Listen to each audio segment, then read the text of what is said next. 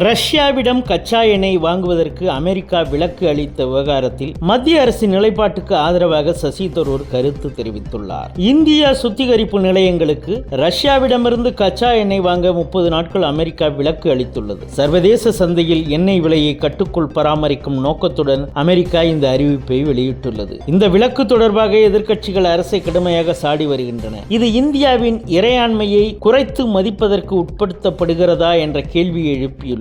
தனது சொந்த கட்சியை விமர்சித்த போதிலும் மத்திய அரசின் நிலைப்பாட்டுக்கு ஆதரவாக காங்கிரஸ் எம்பி சசி தரூர் கருத்து தெரிவித்துள்ளார். இதுகுறித்து சசி தரூர் கூறும் பொழுது, இந்தியாவின் நலன்களுக்காக மத்திய அரசு எடுத்த முடிவுகளை நீங்கள் உண்மையிலேயே மதிக்க வேண்டும் என நான் நினைக்கிறேன். ரஷ்யா எண்ணெயை வாங்கி சுத்திகரிப்பு செய்யும் நிறுவனங்களுக்கு அந்த விலக்கு அளிக்காவிட்டால் அவர்கள் அமெரிக்காவின் தடையை எதிர்கொள்ள நேரிடும். சர்வதேச அளவில் அவர்களது ஒட்டுமொத்த வர்த்தகமும் பாதிக்கும். இந்த விலக்கு காரணமாக அந்த 30 நாட்களுக்கு அவர்கள் வெளிப்படையாக ரஷ்யா கச்சா எண்ணெயை வாங்கலாம். சர்வதேச மோதல்களில் பொது நிலைப்பாடுகளை எடுக்கும் போது அரசு எதிர்கொள்ளும் சவால்களை விமர்சகர்கள் பெரும்பாலும் குறைத்து மதிப்பிடுகிறார்கள் என சசி தரூர் தெரிவித்தார். மேலும் மத்திய அரசுக்கு ஆதரவாக சசி தரூர் பல்வேறு கருத்துக்களை தெரிவித்து வருகிறார் என்பது குறிப்பிடத்தக்கது.